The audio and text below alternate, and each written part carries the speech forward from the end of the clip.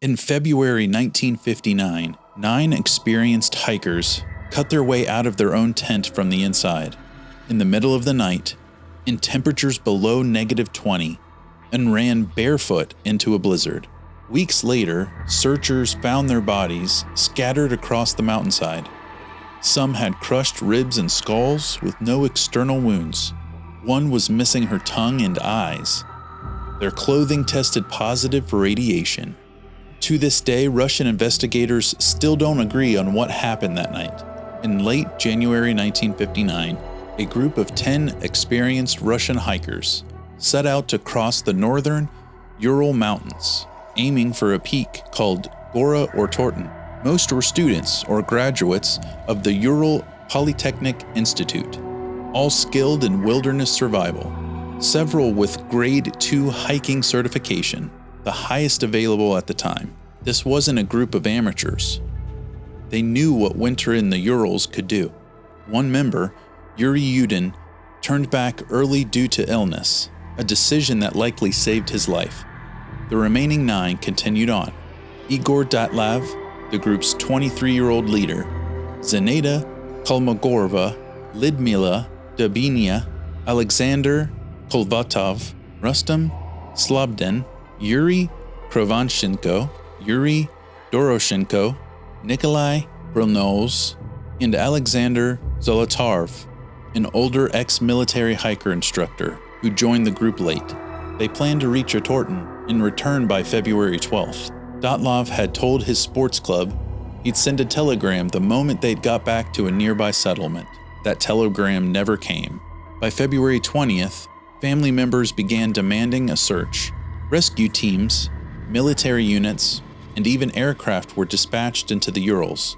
What they found didn't answer any questions. It only created more. On February 26th, search teams found the group's tent on the slope of a mountain the local Mansi people called Kalalt Salkal. In their language, the name translates to Dead Mountain. The tent had been pitched properly, staked into the snow, gear still neatly stored inside, but it had been cut open from the inside, not the entrance. The actual fabric wall sliced through in multiple places. Footprints led away from the tent, down the slope, into the dark. Some were barefoot, others were only socks or a single shoe. No one was fully dressed, and temperatures that had dropped well below -20 degrees.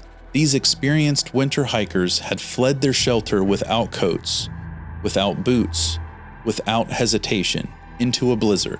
The footprints continued for over a kilometer before disappearing under fresh snow. The first 2 bodies were found near the tree line, Krovenchko and Doroshenko, both stripped down to their underwear, lying beneath a large cedar tree. The tree's branches were broken up to a height of 5 meters, and the bark was scraped, as if someone had climbed it, possibly trying to see something or escape something back at the tent. 3 more bodies were found scattered between the tree and the tent. Dyatlov, Kolmogorova, and Slobodin, each seemingly having collapsed at different points during the apparent attempt to return to the shelter. Slobodin's autopsy would later reveal a skull fracture that likely would have been debilitating, yet he'd continue moving forward.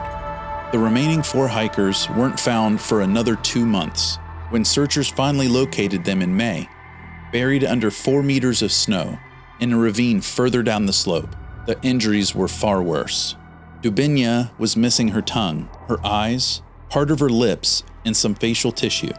Zolotarov and Brignoles had suffered severe chest fractures, described by one examining doctor as comparable to the force of a car crash, yet none of them had any external bruising or soft tissue damage to match. Dubinia also had major internal injuries, with no corresponding external wounds at all.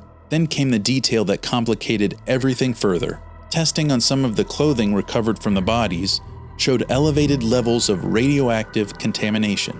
The Soviet investigation at the time closed the case quickly, officially attributing deaths to a compelling natural force, a vague ruling that satisfied no one and has fueled speculation for over 60 years. The most widely accepted modern theory involves a rare type of slab avalanche, one that wouldn't necessarily leave the obvious debris pattern of a typical avalanche, but could still generate enough force to cause the internal injuries seen on Dubinya and the others, while explaining why the group cut their way out of the tent in a panic rather than using the entrance. Another theory points to Katabac winds, extremely powerful and localized wind patterns that funnel down mountain slopes with enough force to be genuinely disorienting and dangerous, potentially explaining why experienced hikers would flee without proper clothing if they believed the tent itself had become unsafe. A more unusual theory involves infrasound, low-frequency sound waves generated by wind moving around the specific shape of the mountain, which some researchers argue could induce panic, nausea, and a genuine sense of dread, strong enough to make a group abandon shelter in the middle of the night. Then there are theories that never fully went away despite official explanations. Soviet military weapons testing in the area. Given the radiation readings and the era's Cold War secrecy, encounters with the indigenous Manzai people, an explanation investigators dismissed early on due to lack of any evidence of struggle with an outside party. And, inevitably, theories involving something stranger, given the unexplained injuries, the missing tongue and eyes, and radioactive clothing that still doesn't have a fully agreed upon source. In 2019, Russian authorities reopened the case and later concluded an avalanche was the most likely cause. Many researchers who studied the case for decades remain unconvinced, pointing out that no other detail, the radiation, the internal injuries, without bruising, the specific pattern of the group's final movements, fits together cleanly with any single explanation.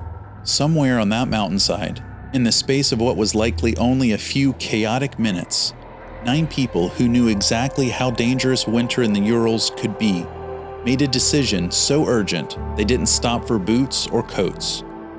Whatever they saw, heard, or felt that night, it convinced trained, capable people that staying inside the tent was more dangerous than running into a blizzard barefoot. 65 years later, we still don't fully agree on what that was. If you'd been in that tent, what would have made you run?